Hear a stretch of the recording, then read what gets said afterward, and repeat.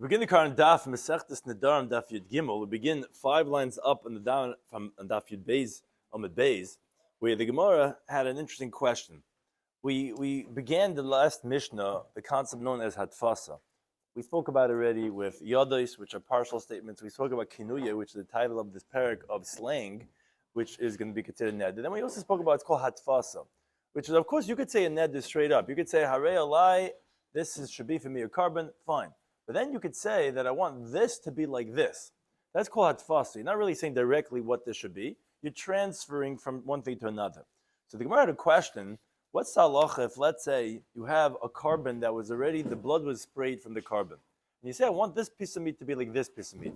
What do you mean to say? Bikarei kamatfis or behetera kamatfis? Are you going based on the original status of this animal that you're pointing to, that your bread should be like, which was the neder that made it into a carbon, and therefore you're doing atfasa, because as we know, the neder has to be bedava hanadar if you want to do atfasa, cannot be in just something else that's isser, has to be in a vow, or you're saying what it is right now, which is betera.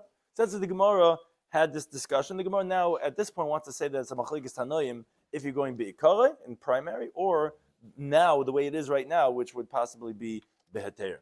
Begin the current daf. Hashir's corresponds to Kalzich and the Cheskel turned to Daf. Hashem is joining to today's Daf. Something that's discussed in today's Daf, like we mentioned, is so if a person makes a neder using a bechor for hatfasa, the Gemara discusses the same question: would the bechor be considered as a davar hanadar or a davar ha'aser? Why?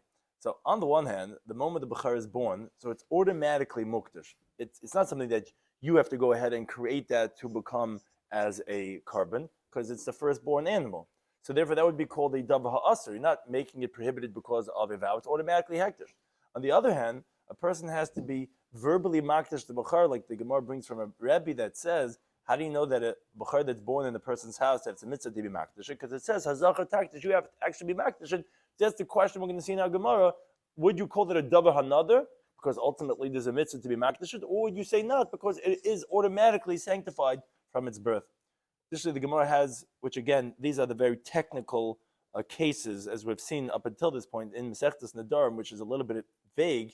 We're going to see some cases that, even in Rishonim, there's different ways of interpreting, but one of the cases is if a person makes a neder using hatfasa by saying carbon oila mincha chatas toida shlam sha'ichalach, some achlek is whether one has to add a chaf and say chig carbon or not. We already mentioned this once before on Daf Yomi. We'll explain a little bit more on today's Daf. Why would you have to say or would you be able to just say oila mincha? Why that would be different regarding the halacha if that's a valid hatfasa. To begin the current daf, first we're finishing up the discussion from the previous daf. We're on Daf Yud Beis Amud Beis, 5 lines up in the bottom of the Yamid. Says the Gemara, lemikatanoi. Let's say that this question of when you're making a neder, where you're saying zeh, let's say this loaf of bread should be kizeh, you're pointing to your carbon shlamim, that you already sprayed the blood, you're already eating it in your house, the carbon shlamim. What do you mean when you're saying that should be like that? We had the question, is it bi'ikare, is it the neder, the original, or is it what it is right now? So they want to say, I think it's a machlekes tanoim, because I learned the following brisa. Harei alai kebechar. If someone says, I want this bread, let's say, should be on me like a bechar, like a firstborn animal. So what's the halacha? So it's a machlekes. Rabbi Yaakov Oyser, he says it's forbidden. It's a valid neder. Rabbi Yehuda says, it's permitted. It's not a valid neder. So the Gemara first has to understand the case conceptualization. What's the case talking about? If you're going to say lefnei zrikas damim, which the Ran explains, in other words, where he's saying explicitly that I want this loaf of bread to be like this bechar was before the blood was sprayed. My time at demand the shoy. What would be the reason of the one who permits it? There's a halacha of me'ilah. No one's allowed to have benefit from any carbon before it's sprayed. Of course it's going to be aser. And if it's after the blood was sprayed, so then it's permitted. So my time demand the aser. What would be the reason of the one who would say that when I'm saying this should be like this, it should be, why would it be a neder? This is permitted. So how do we understand the case of this that you're saying it should be like a bechar?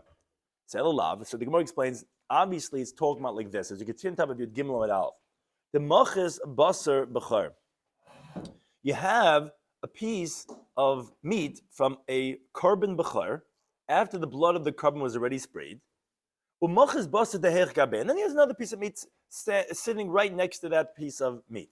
And he says, this is really how we explained on the previous daf, the case of the Shlomim, this should be like this. Oh, this should be like this. Now, what do you mean when you say this should be like this? V'tanoihi, as the Mefarish explained, this is the machlekes.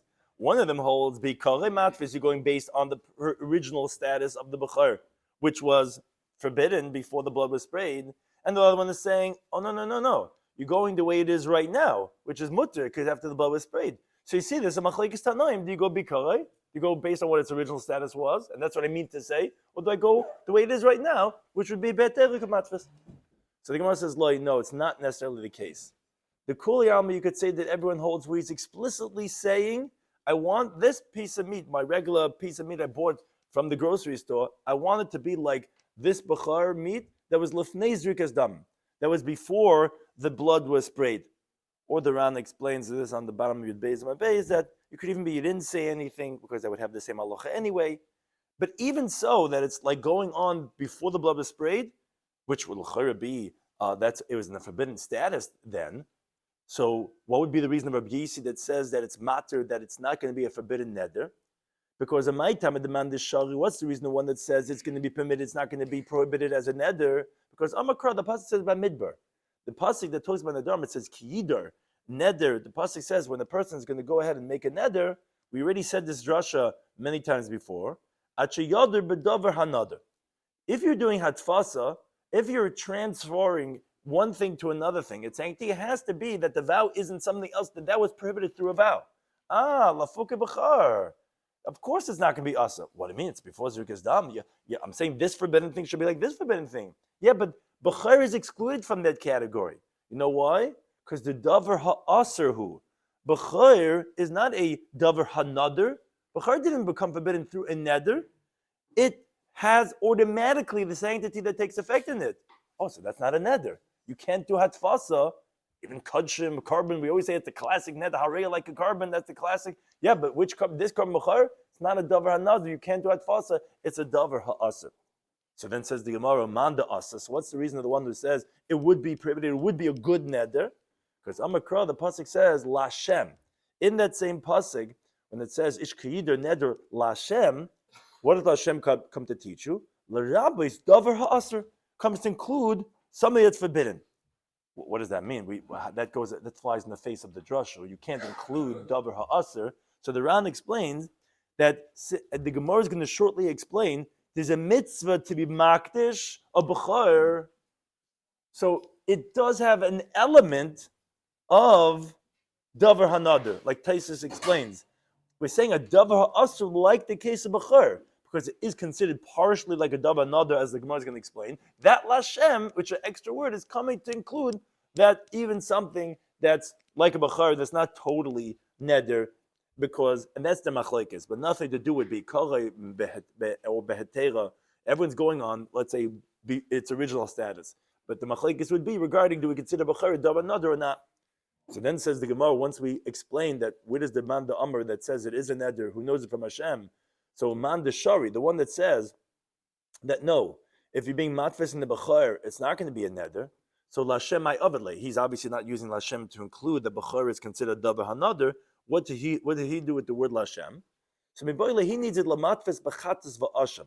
He needs it if, let's say, you have a karma chatas and asham right next to you, and you say this piece of meat should be like that, which, although there's an obligation to bring a chatas and asham, it's still called a davar hanader more than that of b'char, because it is through your neder that this animal that became your chatas was selected through your verbal declaration. In contrast to b'char, it's sanctified from the birth, from when it comes out from the birth canal. And you can't switch anything else. That's nothing to do with your verbal sanctity and your designation. So Lashem is including what's considered davar hanader. So you would say a chatz ashma davar. No, it's not neder. You have an obligation to bring it. Yeah, but which animal? That was through my quote unquote neder, my verbal sanctification. That's really what a neder is. That's what Lashem is coming to include, but not a b'char. Says the Gemara, as we just explained, really, where do you see to include from the word Lashem a guilt offering and a sin offering, and to exclude a firstborn animal? They're all karbanas and they all have to be. So the Gemara says yes, but I'm going to include the sin offering and the guilt offering, shumatvis beneder, because you are going ahead and transferring the sanctity that happens through a neder, because like we just explained, the chatas na'ashim happens through his verbal declaration. I'm going to exclude the firstborn animal, that's sanctified from the mother's womb, and therefore that has no element of neder whatsoever, and therefore they prefer to include Lashem, not bachar, but rather chatas v'asham. So then says the Gemara, man da asar, the one that says that it is a valid neder when you are taking one piece of meat and saying it should be like the meat of the carbon bachar. Bachar nami matfitzay benedehu, he says it's not true. You're telling me that Lashem is going to include only chatas v'asham, the other man da amar, because that has some element of neder, but where does bachar have an element of neder? Why would you say Lashem includes bachar? It says not true. There is an element of neder by bachar too. Because it's time like we learned the brisa. Shem Rabbi Amr, in the name of Rabbi, they said, Minayin no bachar b'teich beisa. From where do we know that when the firstborn animal is born in the person's house, Shem mitzvah lahakdishay, there's a mitzvah to sanctify it. So again, you're having a verbal declaration of sanctity. Shlomo says in the pasuk in Devarim, the beginning of the pasuk there says, Kol habachar, every firstborn animal, ashirol b'bchar b'tzedek. We know this. We lay in kol habachar on all these yom tovim that will be born in your flock and in your cattle is going to be zachar taktish. The male will be sanctified. So you see that there's a mitzvah in the bachar to be makdish. There is an element of neder, and therefore you could include from Lashem the bachar. Man the shari. But the one that says it's permitted, meaning no, it's not going to be a valid neder. No, a bachar is not a davar haneder. And I'm only going to include chatas v'asham is because I'll tell you why. Even though there's a mitzvah to be makdish bachar, but kila makdish, when you don't sanctify, miloi mikdish, is the bachar not sanctified? In other words, you can't tell me that it's really davar haneder, because even if you didn't do it, it's going to automatically be. So though mitzvah like dishai, it's not really valid to call it a davar haneder. Chatas v'asham, this animal would never be chatas v'asham without your verbal designation. That will be considered davar haneder, but we're not going to include that a bachar, and that's the machlekes. But again, the Gemara didn't resolve the question about be karay or behashda. But the Ram brings regarding the halacha that the Ramban writes, although we didn't resolve the question, but we do hold that beheteru kamatvis, that if a person is saying zek kazeh and he's pointing to meat of carbon shlamim, he's going to be going based on what it is right now, not what original status was, and therefore it's going to be mutter, not because of the neder that originally had. Now, what it is right now, ultimately is mutter, and therefore it's not going to be us. Now we continue with the next part of the Mishnah, which we have over here. We're quoting from the Mishnah. Ki'imra, our Mishnah said that, let's say, this was the middle category. This is actually the third category we spoke about in the Mishnah. The Mishnah was split up into three categories, and the last one was Ki'imra, like a lamb, which we said, what does it mean? The one set aside for a carbon. Kiddirim, the pen that holds the animal set aside for carbon. Ki'etzim, what wood? We mean the wood used on the mizbech. Ki'ishim, like the fire in the mizbech. Ki-mizbech, ki-heichel, ki-Yerushalayim. We had all these different cases, or with any one of the mishabesh mizbech. We said, okay, even though you didn't mention carbon, that's mean neder for a carbon. Rabbi Yehuda said, no.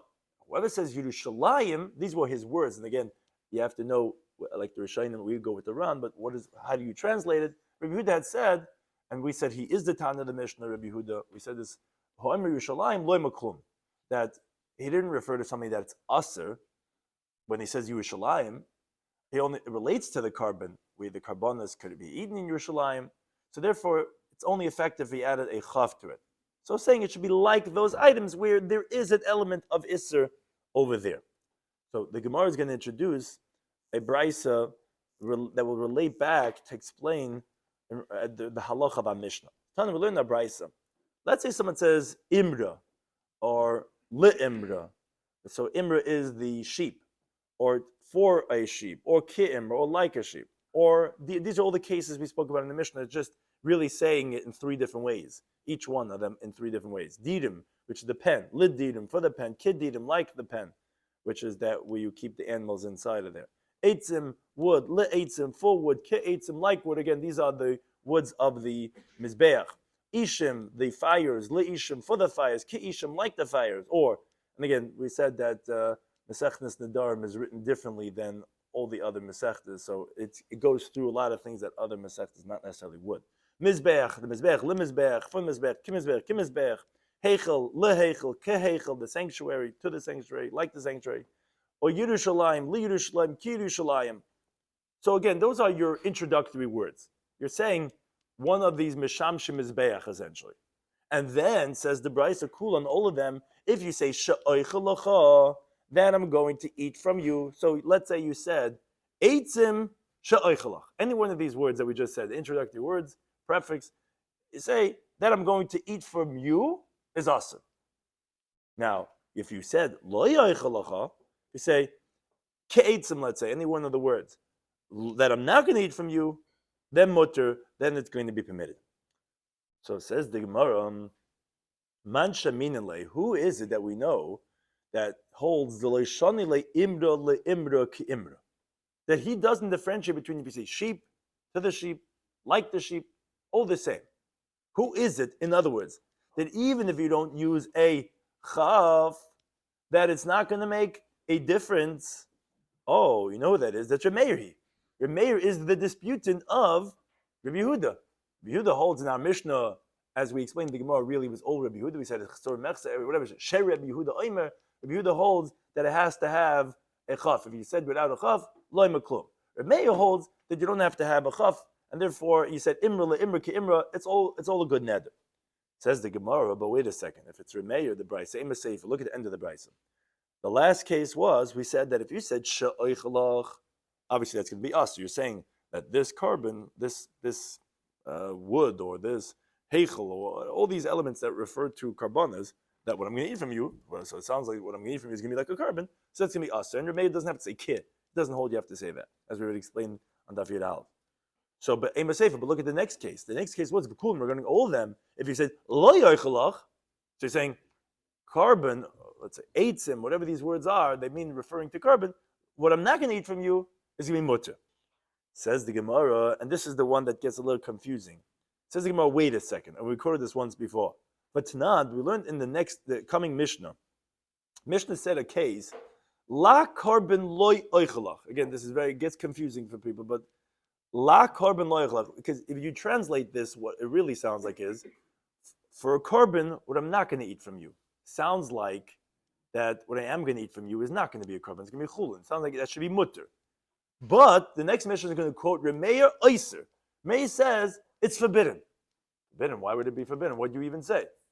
Of Amr Rabab explains that what Rabab is addressing is, the bigger question is, Rameir doesn't even hold of Mechlal Lab. You can't even infer anything, which anyways inferring wouldn't even be a problem. So he says, no, it's nasa ka'im. It's like as if the guy is saying, la carbon, comma, yehei, meaning it should be a carbon, lefichach. Therefore, and the reason why we do this is because stam nedarim lahachmer. We do this because when it comes to an ambiguous statement, we say when we don't know what you're saying, we're going to go stringently. So anything that we could interpret your words to mean a neder, we're going to say that. So it could be what you were saying was la carbon, and therefore lo yochelach, I'm not going to eat from you. Okay, so that's what the mayor says. So what's the Gemara's question? The Gemara is asking, wait a second. Look at this case we just quoted you. What's this case we're asking from of the seif of this brisa? If let's say you say eitzim is like a terminology of a carbon, and you said lo yoichelach, what does that sound like? It sounds like Rameir in the next Mishnah. You told me that the Reisha is Rameir, but what's the case eitzim lo yoichelach? It should be like eitzim kama, and therefore lo yoichelach. So why is it mutter? According to Rameir, it should be asa. So says the Gemara like kasha, it's not difficult. And again, this is even Girsois over here. Again, I'm putting it out there. Nadarim is a very ambiguous mesech by itself, and it depends on a lot of Girsois and wording and interpretation. But we go hopefully mostly with the Ran, sometimes with some of the other mefarshim. Like kasha says the Gemara, it's not difficult. Why not? Because this case of the Braisa is talking about the Amar Loi Imra. Is talking about not Li Imra. It's not even La Imra. The Braisa, when said Li Imra La Eichel, this is how Taisa explains it. Li Imra La Eichelach is going to be mutter. It's talking about where he says Loi Imra. So Loi Imra, you can't explain it as you wanted to say that Imra, even though there are other cases also, you have to know how the Gemara is trying to say, but this is the simplest way of explaining this, is that loy, it has the word loy by them. So you can't anymore tell me, oh, it should be imra, and therefore loy yoichelach. No, because it has the word loy imra. the halacha of Rabba was the amalit imra, where he said with a shva or even a patach, says Taisus, where because le'imra with a patach you could explain that it should be an imra, a sheep, which means like a carbon, and therefore I'm not going to eat from you, like la carbon with a patach, and therefore that's what the Gemara is saying is the difference. You're right. It's Remeir. According to Remeir, if it was with a shva or a patach, it was le'imra. If it didn't have a loy beforehand, we would translate it like that. We'd say, oh, it should be a sheep like a carbon, and therefore loy echalach. Why are we saying it's mutter? Because it doesn't say that. It says loy. It says loy imra loy, and therefore if you're saying loy, you automatically can't say that interpretation of let it be an imra, and therefore I'm not going to. Even if it's saying loy, so therefore the only way you could say it is like, let's say the first case of imra and sha'ichalach, it's going to be like, and again, it sounds like that's only for the case of the seifa. Again, it's hard to say exactly, but that's how the Gemara, in the simplest way, is answering that it's saying a different type of case, and therefore it's not going to be difficult. Now we continue the halacha of the next Mishnah, continue on the same theme regarding the halacha of hatfasa, of transferring, generally, like we say, regarding a carbon to that of another piece of meat or bread, whatever it is. You want to say that should be forbidden as a neder, like that other thing. Says the Mishnah, which is referring right back to these same two Tanoim and Meir that we just spoke about. If someone says carbon, it should be a carbon of oila, a totally burned sacrifice, or mincha, a flour offering, a chatas, a sin offering, a taid, or a Thanksgiving offering, shlamim, a peace offering. Sha'ani oichelacha. So basically, you're saying whatever I'm going to eat from you, sha'ani oichelach, what I'm going to eat from you is a carbon. Carbon is a lashon of a neder, lashon of a iser. Obviously, says the Mishnah, it's going to be forbidden. Now it's not so obvious because, as the Ram points out, you didn't say with a chaf, hadimyan. You didn't say like. You didn't say this should be like an oila, like a. You said that whatever I'm going to eat from you, oila, mincha. You didn't say like an oila, like a mincha. But still, the Tana says it's going to be asim. However, Rabbi Yehuda matter. Rabbi Yehuda says that no, it's going to be permitted. Now, the Ran says there's an element of chiddush over here. Why? You would have thought to say a carbon, a oila, a mincha, their name signifies something that's aser, and therefore it should be like the case that we had in the previous Mishnah when you say it should be like pigul and noiser. If you recall from Daf Yud Aleph, and the Ran refers us back over there, Rabbi Yehuda agreed in that case, and that was the middle category. We had three categories in that previous Mishnah. The middle category, pigul, noiser, tameh, those things Rabbi Yehuda agreed it didn't have to have a chaf. Here, he's saying that no, it has to have a chaf. Now, what's the reason for that? Why is it different? Actually, the Ran on Daf Yud Aleph explains on the widest lines, the first of the widest lines, he asks over there to our Mishnah over here. He says, wait a second, says, I don't understand that why is it in our Mishnah, Daf Yud Gimel, when you say, let it be carbon, oila, mincha, etc., Rabbi Yehuda says it's going to be mutter because you didn't say chav, but why? If you recall, we spoke about the concept of if it's be'etzim, something intrinsically isser, why is a carbon different than pigul and nicer?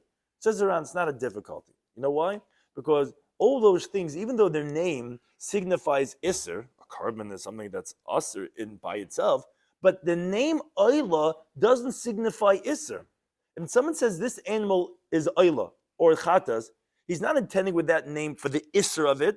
All he's intending is that you should make it with the laws of oila or of chatas or a toid or a shlamim.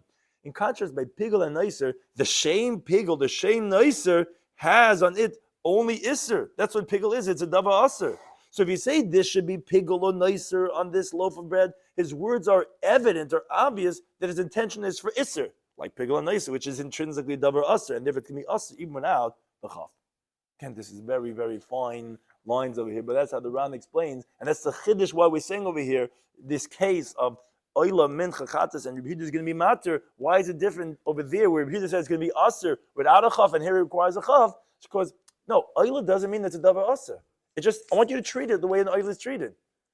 But a pigul and nicer is be'etzim. That's the isser. It's pigul. Pigul you can't eat. You can't have benefit from it. Therefore, there he doesn't require a chaf, and here he does require a chaf. Now the Mishnah continues. Ha carbon. Let's say someone says the carbon, could carbon, like a carbon, carbon she'oichelacha. from what I'm going to eat from you. So aser, it's going to be forbidden. Because however you're going to interpret it, it means to say that what I'm going to eat from you is going to be a carbon. Now, Ram points out, it's specifically if you're saying what I am going to eat from you is a carbon. But if you say carbon lo yarchalacha, that's going to be permitted. Because we learned later on the Mishnah Daf Tezvav Mabeis that if someone says carbon lo yarchalach is going to be mutter, which the Gemara explains is going like Remeir. And the reason for this is because when you say carbon without a lamed, now the significance of that is that then you cannot say like Rabba's halacha was, la carbon, comma, shelo yechalach, but that's only with a lamed. Why? Again, this is also a very fine point. Because when you say without a lamed, it sounds like that you're swearing by the life of the carbon. Carbon, like shvua, avoida, like it sounds like you're swearing by something that I'm not going to eat from you. And that's not a valid neder. Swearing by the life of the carbon is not a valid neder, and therefore that's not going to be awesome. But when you say with a lamed, la carbon, sounds like this should be for a carbon, comma, shelo yechalach, that I'm not going to eat from you because it's like a carbon. So that's why this case, explains the Ran, is specifically only a problem of she'eichlach, but continues the Mishnah, if you say la carbon with a lamed, not just carbon, so it's not swearing by the life of the carbon, that if you say lo eichlach, Remeir says it's going to be forbidden, which the Gemara is going to explain what it really means to say is that it should be a carbon comma, like we just explained, and therefore I'm not going to eat from you. And the same thing would be if, let's say, he says la carbon she'eichlach, not she'eni eichlach. She'eichlach would also be aser. Because that sounds like also, obviously, it should be a carbon, what I'm going to eat from you. Either way, we're going to interpret it different ways. Whether you say she'eichalach or she'eni eichalach, we're going to say that that's going to be a problem. So then says the Ran, so why didn't you mix it together with the Reisha? Why didn't you just say ha-carbon, ki-carbon, carbon, li-carbon, she'eichalach is going to be aser? Why do you say it separately from the others? No, says the Ran, because those first three, ha-carbon, ki-carbon, carbon, is specifically only when you say she'eichalach. Carbon, what I eat from you. But if he says lo yeichalach, it's going to be permitted, like we just wrote, because it sounds like you're swearing by the life of the carbon that I'm not going to eat from you. That's not valid.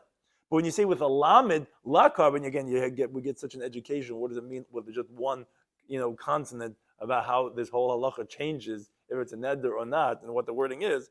But when you say la carbon, even when you say lo yeichalach, it's going to be aser. How could that be? La carbon, what I'm not going to eat from you, means what I am going to eat is going to be chulin. No, because then we're going to interpret la carbon comma, lo yeichalach.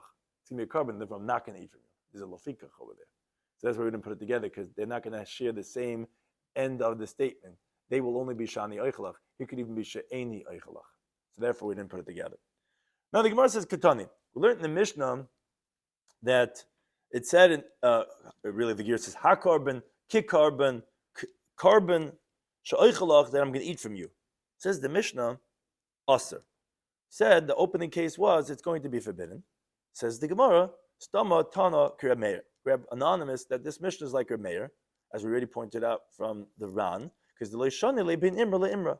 He doesn't differentiate between sheep and for sheep, meaning, like Mefarish explains, that he says saying Yerushalayim is the same thing like saying ki Yerushalayim, and therefore it's going to be forbidden when you say carbon, just like when you're going to say ki carbon, which the Ran just points out. This that we're saying it's like a mayor. Same thing would have been if it would have been another time. It would be difficult because we have a contradiction of the Bryce that we're going to quote on the Mishnah. It's just that we're saying the truth that it's Remeir. But the problem is not necessarily Remeir. The problem is Remeir ha diktani. But the problem is it's a contradiction. We have a Bryce that says not like our Mishnah. The Bryce says hakarbon she'oichelacha aser. That it says that the carbon that I'm going to eat from you is going to be aser. So the Gemara asks, Aiva Tanya, but we learned the Brisa like this. The Brisa says, Moedim Chacham Rabbi Yehuda, which the Chacham is Remeir. They agree to Rabbi Yehuda, meaning even though they don't require a Chaf Hadimyan, they don't require Ki like Rabbi Yehuda does. But here they agree that it's not going to be Aser if you don't have a Chaf, which is, if someone says, Ha carbon, V'ha Oila, V'ha Mincha, V'ha Chatas, She'oichalach, Shemutter. It's going to be permitted. It's not going to be a valid neder. Why? He's only taking a neder in the life of the carbon. Meaning, when you say ha carbon sha'ichalach, it sounds like you're saying, I swear by the life of the carbon I'm going to eat from you, and that's nothing. So you see that saying ha carbon sha'ichalach shouldn't be aser. Everyone agrees, even Remeir agrees, that ha carbon sha'ichalach is mutter. So how could Remeir in the Mishnah say ha carbon sha'ichalach is going to be aser? Isn't it like you're swearing by the life of the carbon? So the Gemara says, Namid Beis, like Kash, it's not difficult. Why? The Brisa says can be mutter specifically the amma ha carbon, where he says the word says ha first, as the Taisus points out, with two words. Then we say ha carbon is saying by the life of the carbon, and that's what it sounds like. Here, behold, there's a carbon that I'm swearing by. That's where it's not going to be a neder. But halacha of Mishnah is the amma ha carbon, where he says ha carbon without a aleph, meaning just the carbon. In other words, yeah, there should be a carbon, and therefore it's going to be aser. Says the Gemara, my timer. What's the reason of the brisa? Like we just explained, kitzchayi carbon kama. He's swearing by the life of the carbon, then that's not going to be a problem. Now the Gemara says a little bit further.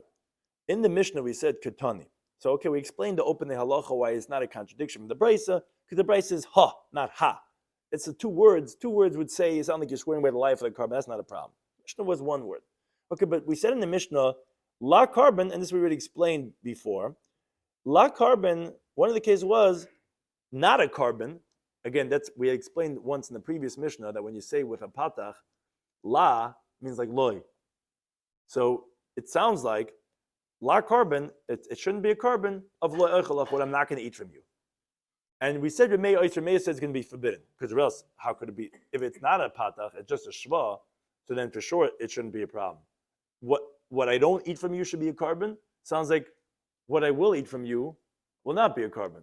So when you're saying la carbon la eichalach Remei oiser, it sounds like what you gotta say, it has a patach, which means loy. What I'm not going to eat from you is not going to be a carbon, which sounds like what I am going to eat from you is going to be a carbon. The problem is, how could your mayor say Eiser, but Leslie, the mayor, but Remeir doesn't hold of Mechlalav Atar Shemeihen. He doesn't hold of inferential halacha. So how could your mayor say it's Aser, even if he can say it's with a patach, which means what I'm not going to eat from you is not going to be a carbon. It means to say what I am going to eat from you is going to be a carbon. That's going to be Aser. Remeir doesn't hold like that. So my Baba, this is a halacha that we already said, that we quoted previously. No, Nasa Ko'im, it's like as if you said, La carbon Yehei Kama, Lafikach like Eichalach. Therefore, I'm not going to eat from you. Because Stam Nedarim Lahachmer, so we're going to interpret like that. That's what Rameh says is going to be awesome. Now we continue on the next Mishnah, finishing off this parak with what actually the title of the parak was, with kinuyim, with some type of a slang regarding what you're saying. You're not saying straight up, clearly the neder. But Ho'em Lechaber, someone says to his friend, he says, Koinim, takes a lotion of a neder, and he says, Pi medaber imcha, my mouth that's speaking with you, or yodi aise imach, or my hand to do work with you, or raglim alech simach, or my feet to walk with you. If a person takes a neder any one of these ways, also it's going to be forbidden, which the Gemara is going to explain exactly how does this work, because the Gemara asks right away, V'riminu. The Gemara has a contradiction from the following brisa. You're telling me that a guy could take a neder that he's not going to speak with the guy? It says, Pi medaber imcha. I'm taking a neder that my mouth should not speak with you. But the Gemara says that doesn't really work, because the Brisa says a contrast of chayme b'shvuos min nedarim. On the one hand, there's a stringency that oaths have over vows, and with the nedarim b'shvuos, and there's on the other hand that vows have over oaths, as the Brisa explains. Chayme ben nedarim, there's a stringency of vows that shanedarim cholim ala mitzvah kibirishos. A neder could take effect on a mitzvah, just like something voluntary, as the Gemara in the second parak and Daf Yomi is going to prove from Psukim that a neder, even though you have a mitzvah, a neder could take effect on a mitzvah. It will be a barrier for a mitzvah. Whereas an oath, you can't swear that you're going to do or not do a mitzvah. You already mushba v'oimim har Sinai. You already took this oath at Har Sinai. You're going to do or not do this thing. You can't swear to contradict that. But a neder could take effect, and we'll explain over there why that is that way, because a neder has a fundamentally different characteristic, but we learn that from Psukim. And on the other hand, and there's certain stringency of oaths that shashvuah is chalas al dav v'shesh b'mamish An oath takes effect on something that has substance, and v'shein b'mamish, and that doesn't have substance. The reason for that is because an oath is really something that takes effect on the person. What I am going to do, what I'm not going to do. Now, the person himself has substance. So therefore, the vow, the oath can take effect, even though it's on something that doesn't have substance, because it's me that there's gavra chefza, just to simplify in the Brisker methodology. There's a person and there's the object. And the shvu is on the gavra, and the chefza is by nedarim. So if you're taking on something, let's say speech has no substance. So a neder is taking effect on the object. You can't take a neder on speech because there's no substance. But a shvua is the personality, is the personhood. And that's a chefza that has a substance because that's the person. So shvua could take effect on something that has substance or doesn't have substance because it has nothing to do with that thing. It's really all about me. Mashenkim in the Nedarim, whereas by a vow, it's prohibiting the object. So if it has no substance, you're not making anything forbidden. So the Gemara's question, that's the Brisa. So the Gemara's question is, wait a second. How do we say in the Mishnah, in our Masechta of Nedarim, that you know what? You could make a kainim by prohibiting, which kainim is one of the kinuyim of the carbon, that's the word is distorted, that we said is a kinui. You can make it on my mouth to speak with you. Wait a second, what ned? How could a ned take effect on speech? The speech is not something that has substance. It's a chefza has to take effect. It's not on the gavra. So Rabbi Hudi says, no, it's saying ba'im where the guy says, you aser pi lidiburi. Let my mouth be forbidden for my speech. Yodai l'maseihem. Let my hand be prohibited for their actions. Ragli lihiluchan. Let my feet be forbidden for their walking. In other words, the Ran explains, it means like he said this. Because he didn't say that. It's not the words of the Mishnah. He said, koinim, let it be a neder of pi medaber, of my mouth speaking. It sounds like it's going on the speech. But it also sounds like it's going on the mouth, because it said pi. So therefore, the Ran says we go based on the halachic principle of stam nedarim lahachmer. When we have an unspecified neder and it's ambiguous, we're going to translate it as stringently, and then we're going to say it's going on the mouth. Now, the mouth is something that has substance. And we find this similarly in the Gemara that we say this, that when the guy says that Oimer, it's like as if he was saying that. Which the Ran also says the truth is we could have answered that even if he's saying the kainim on the speech, it would still be rabbinically forbidden, because as we'll see later on, the second paragraph of Tezvav Med Aleph, that the Nedarim rabbinically take effect even on something that doesn't have substance. It's just that, anyways, the Gemara wanted to say the truth, that even biblically it's going to be forbidden, not just rabbinically, because he's also saying his mouth, which has substance. And the Gemara says, actually, precise reading indicates this, because what are the words in the Mishnah? Pi medar b'imach. It says, my mouth, I'm taking a neder that my mouth about speaking with you. It doesn't say koinim shani medar b'imach. It doesn't say neder that about what I'm going to speak with you.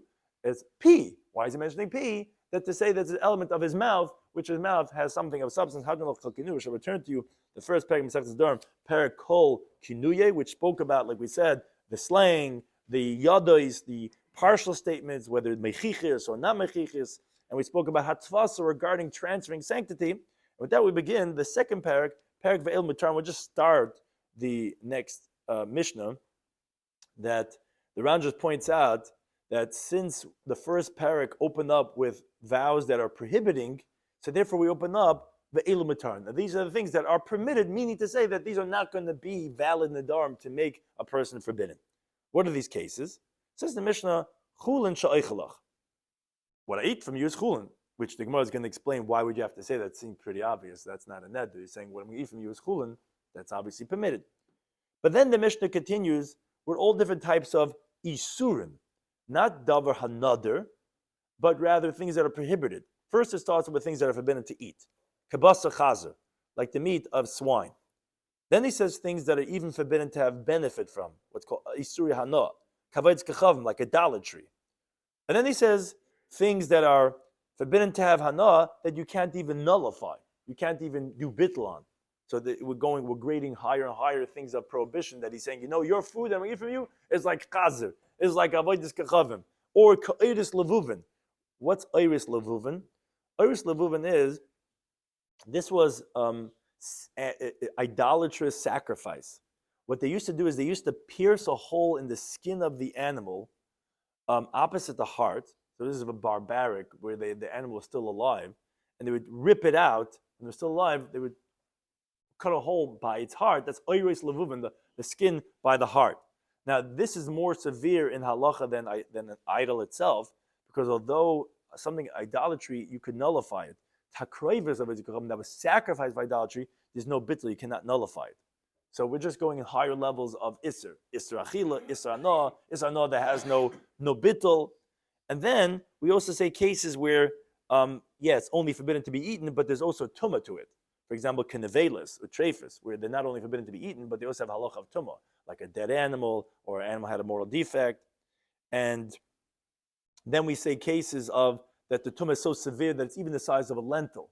So again, we're saying stringencies as we're moving along, but they're still all not going to be prohibited because they're not davar hanadar, which is kashkat meramasim, like vermin, where even the size of a lentil, it has a tumah in contrast to a nevela, which has to be the size of a gazayas. Or kachalas aron or trumasai, like the challah that you separate from the dough that give it to the kohen, or like his truma, where even, and this is a big chiddush also, and that's why we're saying this from the last case, even though ultimately the isser of challah and truma takes effect by your verbal declaration, so you would think, wait a second, maybe that is a davar hanada. No, that's not called davar hanada, as we already explained this on the previous daf, because what happens is that this that it's forbidden to one person and permitted to another person is not because of your quote-unquote vow, because when you separated, that you didn't specify, rather the reason why it's forbidden to non-kehanim is because of the isser that lies on it, but it's not because necessarily of your verbal declaration. And again, the reason of all these halachas is because you cannot do atfas with them, because you need to be matfis, to transfer b'davar hanadar, something that was forbidden as a vow, and not b'davar asr, as the Gemara explains. And therefore, all these cases, harei zeh, it's going to be mutter, it's going to be permitted. Now, this might be a little distracting, but we will see this in the Gemara. So the Ran mentioned that even a Amma Oretz that takes such a neder of, let's say, let your food be to me like chazer or shkatzim or mosim, whatever it is, that even if Amma Oretz takes such a vow, he doesn't need what's called a pesach. Usually when you take a neder, if you want to permit it, or even there's going to be certain rabbinic cases we require it, no, it's going to be permitted automatically. And that, says the Ran, therefore, even though the Tana opened up, he's coming to answer a question around. It seems a little redundant. You open up with the words ve'elu mutarin, said these are mutter, and guess what? At the end you say that harei mutter. Why would you say that? You already said ve'elu mutarin. Why would you end off mutter at the end? It's redundant. The reason is because since the Mishnah wants to say now another case of someone says to his wife, hariyata like ima, you're like my mother, which there we'll see in the Gemara that if a person who is Nama Oretz said such a statement, he needs to have a Pesach, we have to create an opening for him to undo that neder. So had we not repeated the word Harei Mutter, we would not have known that the ratio of El Mutaran, in other words, that they're permitted without a Pesach, which case is going on. Is it going on all of them? Or is it going on only some of them? So therefore we have to end over here and say Mutter, to say that this that is totally mutter and that you don't even have to have a Pesach, even if Yama Oretz, is only up until here. But the next case, we'll see in the Gemara, that if you're Nama Oretz, you actually do need to have a Pesach, even though it's not really a neder. But because Amaratzim, they get things confused and they're going to start being lenient, we're stringent. Says the Mishnah, someone says to his wife, Harei at olai ki ima, you are on me like my mother, meaning this that he's saying, you're on me like my mother, is the same thing would be if he's being matfis with any other isuri hana, like idolatry, orla, klahakerem. The brisa also that the Gemara brings says, you are on me like basar ima, like the flesh of my mother, the flesh of my sister. And it says the other case too, orla and the forbidden mixture of the vineyard. So why are we picking the case of ki'ima like the mother? So the Ran explains, because that's one that is a two-punch case. It's telling us two things. First of all, that even when you matfis b'davar ha'aser, which the mother is not a neder, not forbidden to have intimacy with his mother because of any neder, but if he's an Amma Oretz, rabbinically, we're going to have to require for him a Pesach. That's why we're saying specifically the case of mother. We're also teaching you that Pesach mimakom achar, that we need to have, if we're undoing, as we'll explain the Gemara, a Pesach is, we find type of opening, say, wait a second, did you really have that in mind? Did you know that? Did you think about that? And he was like, nah, I didn't think it through. It's like, okay, well, we have to find some type of opening. But in this case, you need to find the opening from somewhere else. you cannot open up by saying the dignity of his mother. In other words, wait a second. Had you known that what you're doing is not honorable for your mother, would you have taken such a neder? We cannot do that. We need to open up an opening from somewhere else. Because if you don't say that although that you don't open for a person in the honor of his parents, that's by biblical nedarim. But here, where it's only rabbinic, you would think that you could make a Pesach even from the dignity of his parents.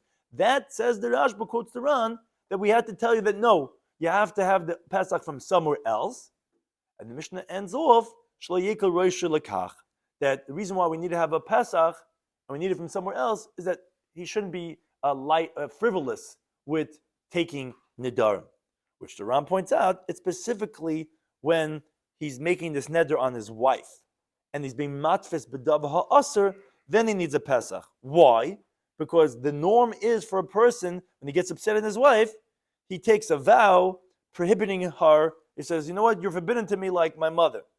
Had we permitted to him without a Pesach, when he's doing the hatfas and the davar also like his mother, which is not a davar another, he, Amar, it's not realizing he has to ask the Rav again the same question. Already asked the Rav.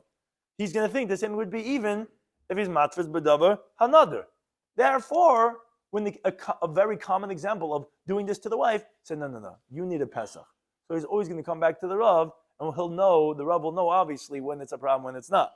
But other nedarim, since they're not so common, they weren't geyser, and you don't have to go ahead and be shoyl on that neder. And those are the cases in the nedarim of the Reish of the Mishnah, which are totally mutter, as we'll explain the Gemara. There you don't have to have a Pesach, even if you're an Amar. Thank you to any time for hosting us.